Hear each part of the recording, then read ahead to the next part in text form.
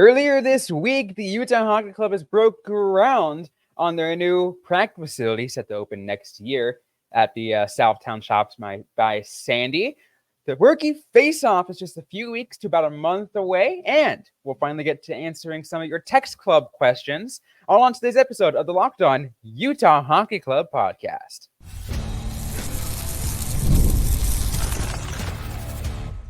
You are Locked On Utah Hockey Club, your daily podcast on the Utah Hockey Club, part of the Locked On Podcast Network, your team every day. Welcome to the show, everybody. This is Locked On Utah Hockey Club, your number one daily podcast on the Utah Hockey Club. Today's episode brought to you by Game Time. Download the Game Time app, create an account, use code LOCKEDONNHL for $20 off your first purchase. Terms apply. I'm your host, Robyn Leano, alongside Tom Callahan. We also want to thank everyone, once again, making the show your first listen every single morning. We are free and available everywhere you get your shows. We got a great show on today's episode, Tom. I was going to jump in there and say, Robyn, you know what's really cool, and I don't know if people know this, but on your smart device, and I'm not going to say her name because my girlfriend is always listening, and by my girlfriend, I mean the smart device. But if you were to mention her name and her wake word, she will play our shows.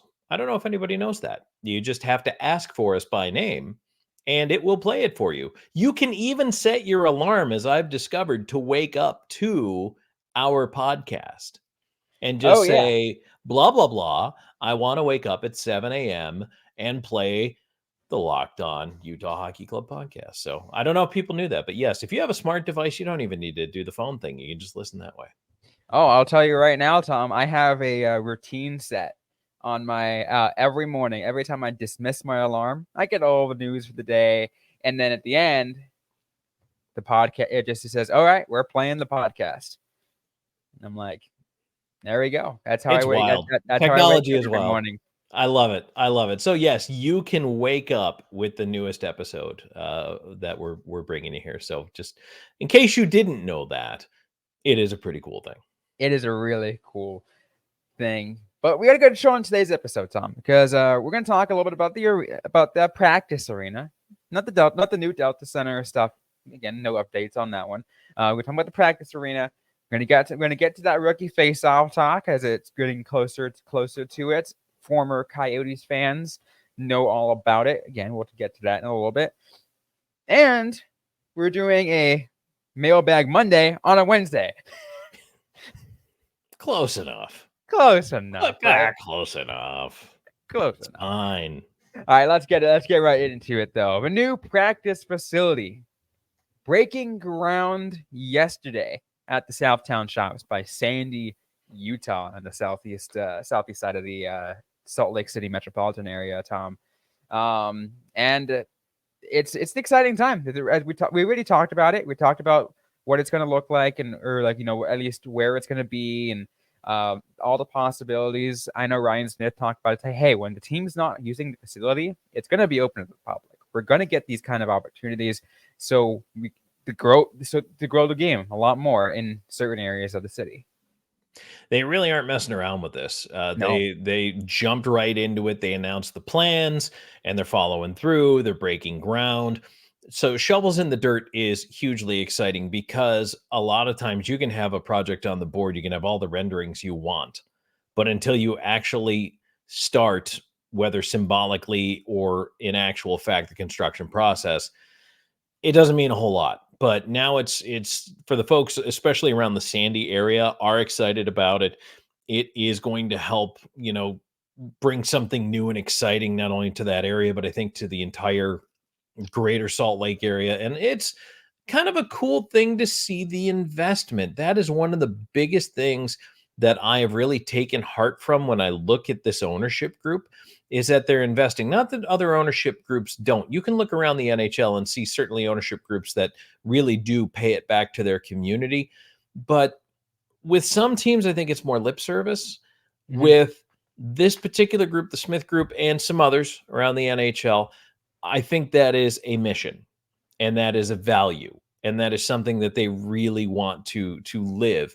And so this is something they're passionate about growing the game, about growing the fan base, certainly. But I mean, there's a lot of opportunities that come from playing a sport, and for boys and girls, and Yeah. this is something that is going to benefit a lot of kids in the long run. And I cannot wait. I mean, yeah, it's great for the hockey team, but I cannot wait to see the long term effect on the Salt Lake community. Awesome. I'm going to show you, show everybody once again, if in case you missed our first conversation about it, about like a week ago at this point, a little over a week, maybe a little over a week ago. This was what was first released from the Smith Entertainment Group, of kind of where it's going to be, kind of on that corner of like kind of right in between. So those that are from Utah would know this, State Street and the I-15, in that Sandy area. Kind of like, again, if you're familiar with what that mall was, I think that it's like Southtown Shops. That's where it's going to be. It has the entire land that was purchased by the Smith Entertainment Group outlined in yellow. And then just earlier this week, this came out, Tom, and kind of gave a look at what exactly is going to look like from that side. So that corner right there is going to specifically is going to be that practice facility, and you can kind of see the renderings and how they're, and what they're trying to work on with it, and it's going to look pretty cool, I hope.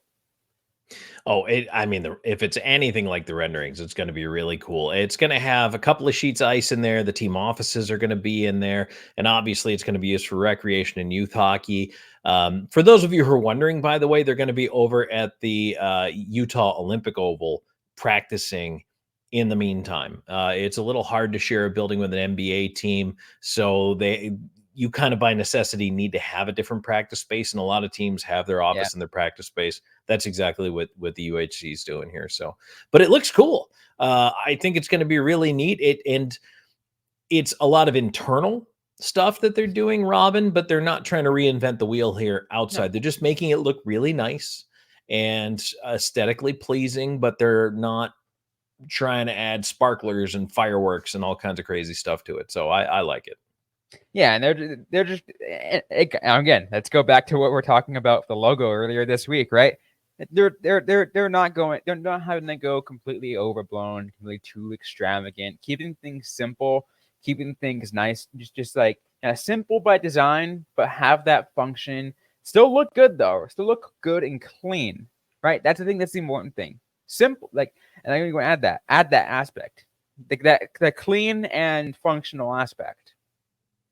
Yeah, and I mean, that's honestly, as someone who spent my fair share of time living in the desert in the Southwest, not that Salt Lake is by any means in the desert, but it's a mountainous region, and there's beauty in the rugged of the landscape, the ruggedness. You know what I mean? And I find that very appealing, and I think that rendering shows that they're kind of sticking with that. So I like that personally, because that's just something I find pleasing aesthetically. But boy, there's a lot of cool things that this Utah Hockey Club is setting in motion. And so I'm pretty pumped seeing this. And again, the breaking of the ground is good, because unlike other parts of the country where you may have a 12-month construction season, you don't necessarily have that, especially for a lot of your exterior. Your interior, you can build indoors, but you really need to get the exterior done, which is why they're ambitiously shooting to have it completed by the start of not this year, but next year. So there's always going to be delays and overruns and all kinds of things in a construction project, but I hope they make that target. That'd be really cool. The good thing is they have much of that structure already in place. They just kind of have to so they're not like knocking down all the walls. They're going to knock down a few walls because they have to expand and add some, add some neat little features. But like you said, they're not reinventing it completely. They're kind of not starting completely from scratch. They're just kind of tearing down a little bit and rebuilding it so it can fit at that the hockey, as you mentioned, the sheets of ice, the multiple sheets of ice, as well as the offices and the training facility, and everything. Because I think there really is a lot that goes into that. Going into the actual training facility. If you look at a lot of like true NHL caliber training facilities, there were people. I was in this for a while and into it, trying to watch Tom on taking a look at NHL training facilities, across the country, and seeing US and Canada, and seeing, all right, who's got some really nice aspects and what's newer. Taking a look at what the Red Wings had after they kind of rebuilt a few things, taking a look at what Minnesota has right now. And just a couple blocks from the arena. By the way, which I'll say it now, Tom, so people know I'll actually be visiting next week. I'll be visiting the Minnesota Wild practice facility. I'll be playing in a little tournament. If you don't follow me on Twitter, you probably. I was just gonna say that you need to follow Robyn on Twitter for this experience. So I said I can't wait. But that's one of the reasons I was looking into it. I was like, I'm curious. So what's the? That's a really nice facility, by the way. Extremely nice facility, which is on top of a shopping center, not part of a shopping center, but on top of a shopping center, right? Which is really cool. So I'm actually curious to see what kind of going back to the point. What I want to mention on it, Tom, is how Utah is going to make it, because they're going to have the shiny new one, going to be the newest, and how well can they put it together? And I know a lot of staff for NHL teams, trainers, athletic trainers, therapists, equipment managers. They all have their idea of how things are supposed to work. They will have their hand in designing things.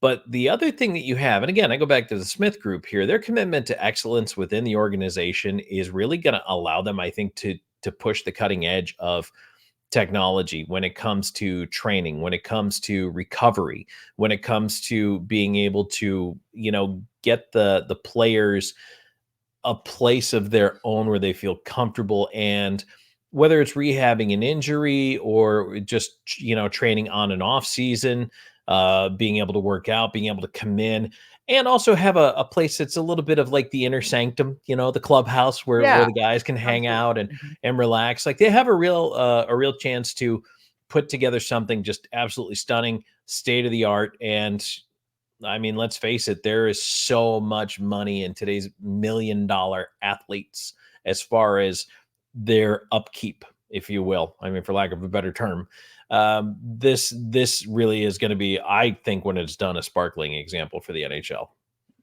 And again, it's only going to take a year. It's going to be, pretty exciting. I said they hope to get it done by the beginning of next season.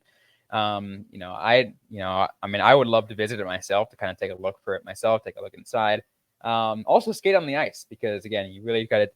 I really love the Judge of Place based off how good the sheet of ice is. Because there are places where it's kind of one of the places where they cut corners, especially if it's just the community sheet. Like, this is where the community is going to hit, and we're going to maybe not have the same ice plan or whatever it might be. Right. When's the last time you took the ice out? 5 years ago. I don't know. Yeah, no, that's not good. That's not good. No. It's not how you run a rink. Anyways, we're going to keep going on this episode of Locked On Utah Hockey Club. We are going to take a look at the rookie Faceoff that's going to be coming up, and we're going to get to talk about what Utah is going to be doing and what that's all about. Maybe if you're a new Utah hockey fan, you might not know. Coyotes fans, you're familiar with this. We'll get to that right after this. Today's episode is brought to you by Game Time. Game Time is an authorized ticket marketplace of Major League Baseball, which makes getting tickets faster and easier. Prices on the Game Time usually go down the closer it gets to the first pitch. With killer last-minute deals, all-in prices, views from your seats, and the lowest price guarantee, Game Time takes the guesswork out of buying MLB tickets.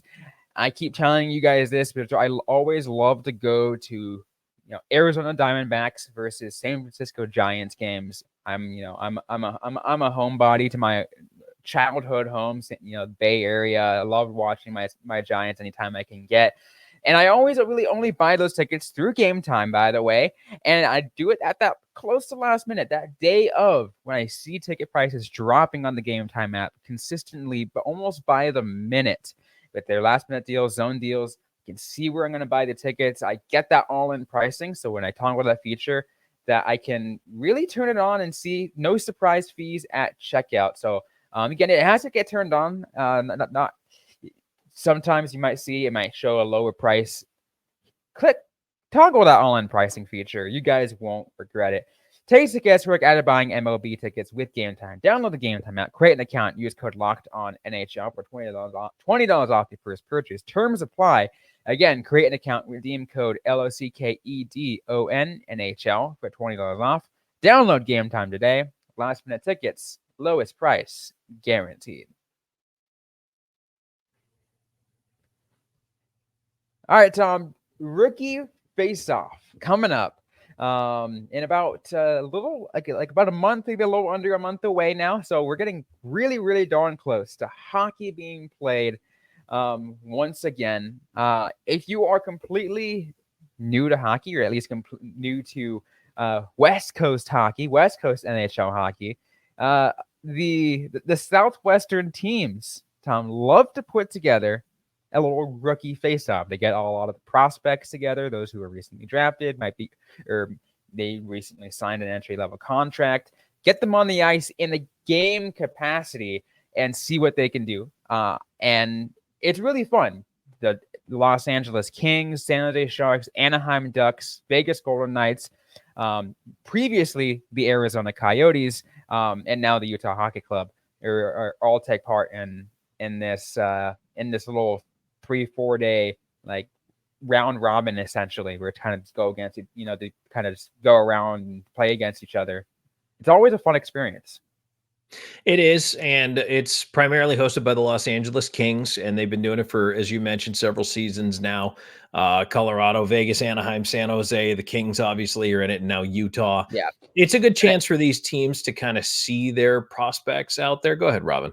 I will say this too. It does rotate by a year, by the way. So one season, I know Arizona hosted it one year. It was at Gila River Arena when it was still playing there. The Ducks had it at Irvine. This one's playing at the Findlay Toyota, or not Findlay. Yeah, no, I was just thinking. My brain was thinking Arizona again. No, it was this playing at the sports complex in El Segundo. Right. Yes. Yeah. So I forgot the name of it. That's why my brain was like, all right, what's the name? It's still Toyota. That's why my brain went there. It's a Toyota sports facility. The Sharks held it at one point, but go ahead. Yes. So the Kings are hosting. And actually El Segundo, it's kind of interesting. That's the same deal there. The Kings have their offices there, and that's their practice rink. So maybe when Utah's is done, maybe next year, maybe Utah hosts. I'm just throwing that out there. That would be kind of cool. I mean, that's a possibility. It's a way to break in the rink if it's done, if it's ready. If not, maybe 2026. But yeah, sure, maybe it'll be done. So, and it's a month from the day we're recording this. I know everybody's seeing it on a Wednesday, but yeah, Friday, September 13th, 2:00 Mountain Time, Utah, San Jose is the first game. Saturday, September 14th at 8 p.m. Mountain Time, Utah, Los Angeles. And then Monday, September 16th, 1:30 p.m., Utah, Vegas. Those are the games. They will be available for streaming on the club's website. So that's also exciting that we're going to get to see those, even if you're not making the trip to LA. So that's going to be fantastic. You're going to be able to see those. And for Utah Hockey Club fans, going to be a very first chance, truly, if you didn't get a chance to attend the prospect scrimmage, that is, to watch players like Tisha Ginla and Cole Baudin and other prospects for this club. Well, I figured you'd be on Chimashev watch.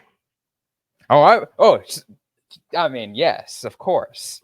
I figured that was where most of Robyn's attention was. Well, not most of, but I mean a good amount of it. You've been hyping the Chimashev train here for, since we've been, doing this together. And so I think that's going to be another, and really the potential to make a leap here and show, hey, how have you grown in the last couple of years? Where is your game right now? Some of the older prospects, and by older, I don't mean old, but some of the older of the prospects really need to show that they can make an impact. Whereas some of the younger prospects, I think, might need to find their footing, can make an impact, but it's two different goals, I think, in a lot of ways. But I mean, Mhm. everybody wants to stand The out, right? the really cool thing I love about this, Tom, and you kind of help lay that out in a little bit, is the aspect that this kind of happens kind of like right before or kind of like right at that beginning, these stages of training camp. So it allows uh, the scouts and the GMs to actually take a look. Sure, you might look good Yes. on a practice sheet of ice in a drill, but how do these young prospects look on a game against other teams? That's why this rookie face off is this thing, and it's been going around for the last few years, as you mentioned.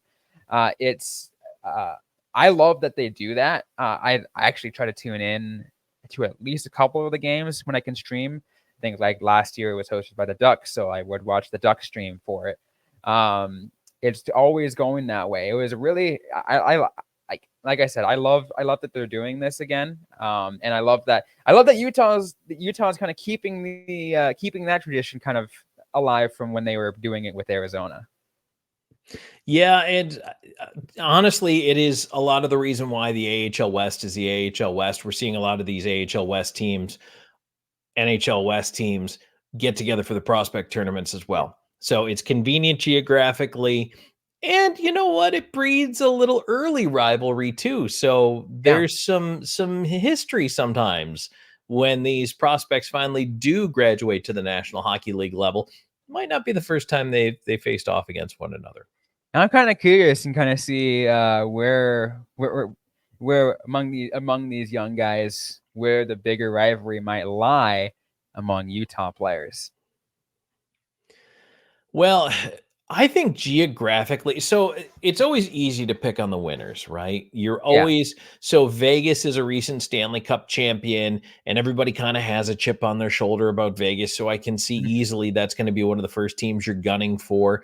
The Kings are at an interesting point in their franchise where they're a playoff team right now, but they're kind of like the seesaw is going back and forth on these guys. They got to figure out who they are. The Sharks are all in on the kids Oh yeah, rebuilding entirely. So this is a big year for Sharks prospects. A certainly. lot of pressure there. And I dare say it is a big year for Utah prospects. Yeah, it'll be a huge. I mean, there's going to be a lot of big names coming into this tournament. Like, not to say previous tournaments didn't. A lot of these, like a lot of these Western teams, again, Vegas and Colorado, kind of aside because they kind of didn't really have much. They weren't drafting high level player. High or sorry, high levels. The wrong word here. They haven't been drafting. Big name prospects recently because they've been good teams. But Utah / formerly Arizona, Anaheim, LA, San Jose, those guys all had like a top 10 pick, multiple top 10 picks in the last 5 years. Right. So we're seeing a lot of those come in and a lot of those get ushered through. Being able to absolutely see those guys come in, and again, this year can be no exception. Seeing the players that I already mentioned for Utah, and you kind of mentioned the possibility of seeing Macklin Celebrini for the Sharks. It's going to be a really unique experience for some of these players, and seeing where that where that little rivalry hits. And like I said, I'm going to be tuning in. Again, it's about a month from now, exactly, almost. Because yeah, you said the 13th, 14th, and 15th of September. it's gonna be a good one. I think you guys should be in for some fun if you're able to if you guys choose to stream it. Yeah.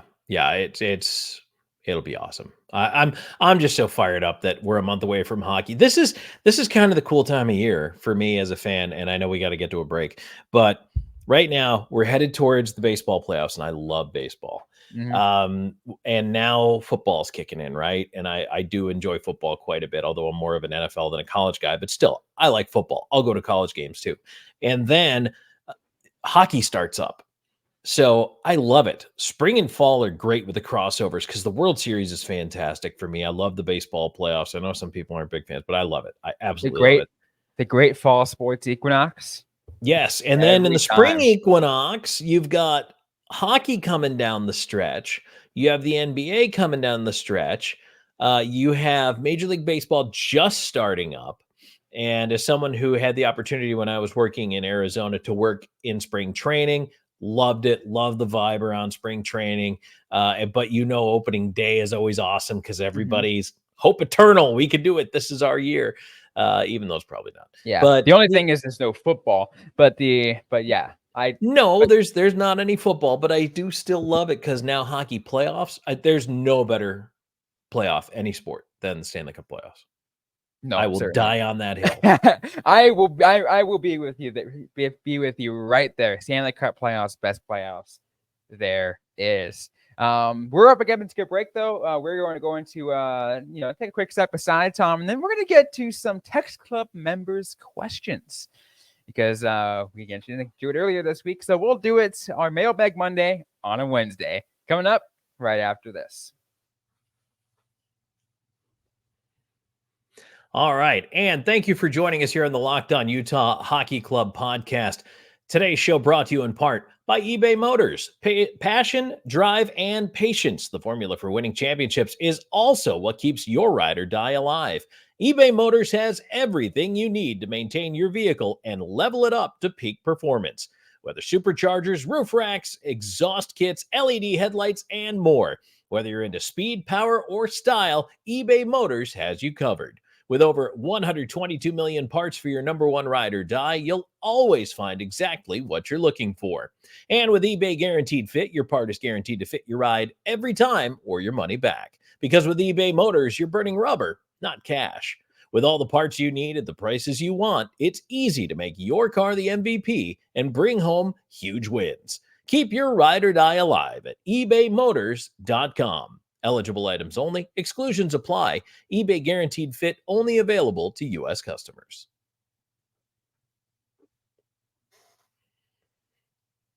All right, so we only have enough time for just a couple of questions.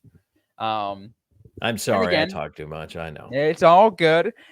So to our Text Club insiders, once again, if you have any questions, feel free to send them our way. We'll always try to get to them. If we don't get to your questions immediately, we will almost always get to them either later in the week or on the next mailbag episode. So we'll never miss them. We'll always try to get to them. So let's get to a couple of them, what we can get to. So from our insider, Caden, he said this. So let's see. All right, so here's my question. NHL.com recently released their projected lineups for Utah and had Sergachev and Dursey as the top defensive pair. Were you surprised to see that? And do you think it's a realistic possibility? So, Tom, you and I actually talked about this, right? We kind of mentioned it. We kind of put our projected lineups out there on where we think is going to happen as well. And you and I are on the same agreement that Sergachev and Marino make a lot more sense on a top pair because Sergachev and Dursey, are they your best two defensemen? If you're thinking offensive-mindedly, yes. But you do not want to have two offensive-minded D-men on the same line. It is a disaster waiting to happen. And as Tom, you pointed it out earlier this offseason, I know that firsthand as a Sharks fan. Why that you should not do that. So if anyone actually thinks that's going to be if anyone actually realistically thinks that's going to happen, it shouldn't. Can it? Sure, it can. They can try it. I'm not saying it won't happen because they can certainly try and see what how it works. I'm just saying it shouldn't, and it probably, and even if it does get tried, it will not last. So first of all, should they try it? Oh, absolutely. They should absolutely try it because I want to see it. I want to see what happens. You never know. They could catch fire as a pair. Oh yeah, I mean that's a possibility too. There's no accounting for chemistry. But Robyn, like you, believe it's too much of a good thing on one D pair. Mm-hmm. And then throughout your lineup, because a lot of times, and I think what fans may forget is a top line on one side often draws the checking line of the other side. And then you need your top shutdown pair against that top line. So, and I'll use Vegas as an example here, just because I think a lot of folks in both markets would be familiar with Vegas. Shea Theodore gets dropped to the second pair when Alex Pietrangelo comes on board with Vegas. Now, could Theodore have held his own in the first pair? Yes. He and Pietrangelo, there was talk about trying to make one of them, probably Theodore, play the off wing. I also didn't think that would have been a great idea, but the idea was in putting Theodore on the second pair, Pietrangelo draws the shutdown assignments against the top line, should theoretically allow more offensive production out of Theodore. So in a way, if Sergachev is on the top pair and he draws the shutdown assignment as well, not that he's not going to have success, he will. Not that he won't be PPQB1, he will. But that should open the door for more success for a player like Durzi. So I think that, yes, and you want to have your yin and your yang. Probably the most in my time working in and around the NHL, the best defensive pair I've ever seen. Actually, I'll talk about two. Shea Weber, Ryan Suter when they were in their prime, but that's actually not the example I want to give. I want to give Brian Rafalski, Nicholas Lidstrom. And I'm sure Red Wings fans are tickled by that. But Lidstrom was the consummate everything player. He was smart. He was physical. He was 300 moves ahead of everybody else on the chessboard. He was just a very intelligent player. Rafalski was a smaller, skating, puck-moving guy, could make a good first pass, but could carry the puck as well. Lidstrom was smart enough to stay home and allow Rafalski to be himself. They worked in concert so well and were the cornerstone of those Detroit Red Wings championship teams and those deep runs the Wings used to make. And the reason they had so much playoff success for so long, that is what you can get if you get the right balance defensively. So I don't look, I'd try it. Yeah, of course I'm going to try it. I want to see what happens. I just, like you, believe it won't have a whole heck of a lot of legs. But you know what? If you catch lightning in a bottle and for the first 10 games, those guys are cranking it out, sure, stick with it. Go with it. Of course. Yeah. Like, and I think that's the biggest thing too, right? Maybe one of the players decides, I think, like, can have that super huge, IQ in the sense where, like, okay, let's say they're on the same D pair. Sergachev decides to, pressure up a little bit. Durzi realizes that and decides to pull back so you can be ready. So they have to make the reads for it to be successful. They have to make the reads for it to be successful. They can't both jump up because then that will lead to too many odd man rushes. We don't want that. Like 3-on-0s, just straight up 3-on-0s. Exactly, a 3-on-0 is just that's a disaster waiting to happen. You need a guy at least at the very least one guy ready for the back check, and it's someone you want to be able to trust. So that's why I'm saying, like, it still can be a possibility and it can work. I am, again, as you've also said, I do like the idea of kind of splitting that up a little bit, where you can have Sergachev and Marino on one line, and Durzi and Kesselring or Valimaki or whoever on the next on that second pair, and then the remainders on the third pair. Following on with a quick point, that's why it's so important not to throw Tijik into the fire this year and have him play center, because he's going to have to learn the defensive responsibilities of the role. That's where they want him to play in the NHL. That is best learned with a full season in junior. So, because when you have a defenseman who will rush the puck up the ice like this, the center is the one who has to make the read and come back as the then second D-man, if you will, and drop back in the coverage. They are the first one responsible to make the read. Doesn't always happen that way, but that's how it's supposed to happen. 9 out of 10. Absolutely. So, Caden, hope that answers your question. we probably went a little bit more in depth than you anticipated. But you know what? I hope that that helps. One more question as we'll be able to get to. And again, if you always we'll always leave it open. So if you have any questions, let us know, and then we'll always answer them on Mondays usually, unless something comes up, and we can always push it later in the week. But we will always get to it. So inside to our Insider Text Club member Charles, he asks, on a recent show you talked about the top 10 players on the team. How far do you think a team can go in the playoffs, or even making it to the playoffs, without having a top 10 player or two at their position on the team? I think you win a cup. Certainly, yeah. You don't have to have a top 10. You can have like people who are like right on the outside. Because again, it really works, Tom, with the depth of the whole team, right? If they work well together and they have that best chemistry in the world, they can certainly win a cup. Well, and here's the thing: in the playoffs, some players just step up. They grow into bigger roles. They become top 10 players in the playoffs. There are players who play that way. But if you want to really answer that question, ask the Edmonton Oilers, who until this year and really last season weren't within sniffing distance of a Stanley Cup title, but had arguably the two best players in the NHL. They and still do, McDavid and Draisaitl. That team had superstars, not just stars, superstars, one on each line of the top six, and leading scorers in the league. 1 year Draisaitl wins the title, 1 year McDavid wins the title. Like, they are 1 and 2 in league scoring. Didn't really get them anywhere. So they had to build a team around those guys. And I'm not saying they're not phenomenally talented players. They are, but it takes a village. And so do I think you can win a cup? Yes. Is it likely? Not really.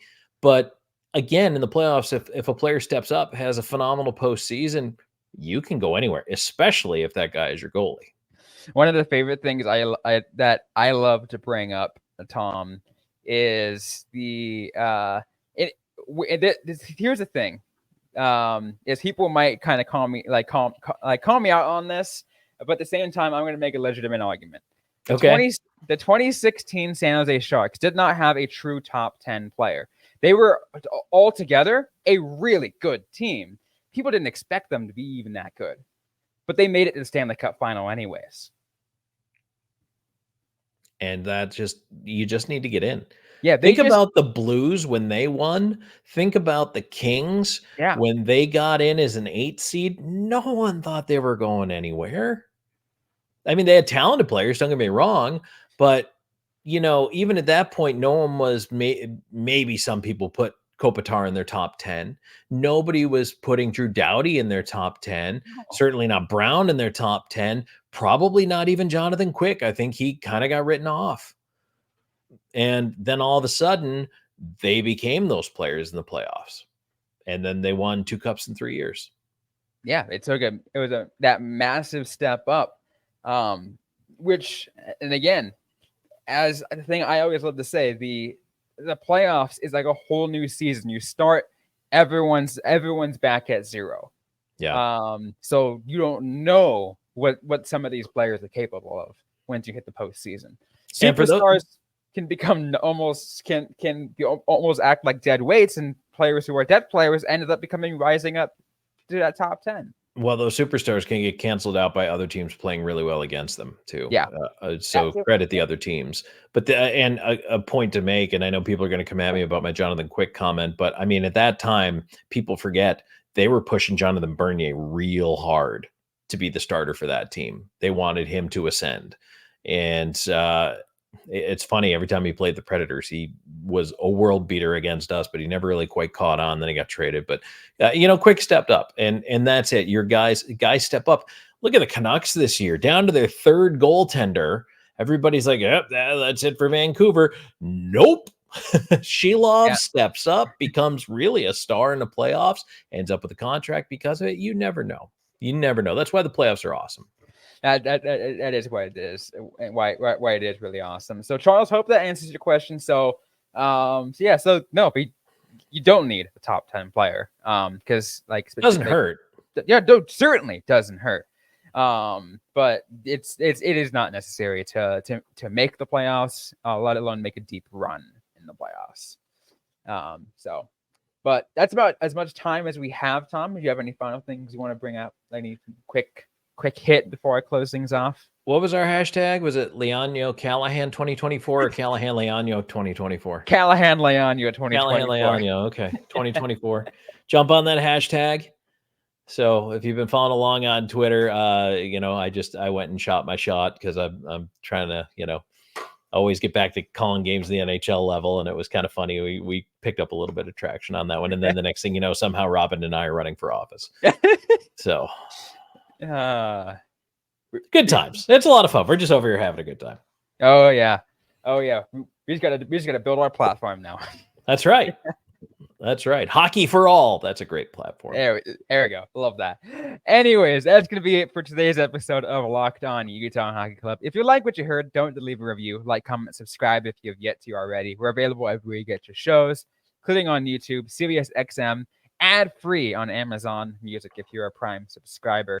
Don't forget to interact with us on social media. We are on Instagram, Threads, and X at LO_NHL Utah, and now launched on TikTok as well at LO_Utah Hockey.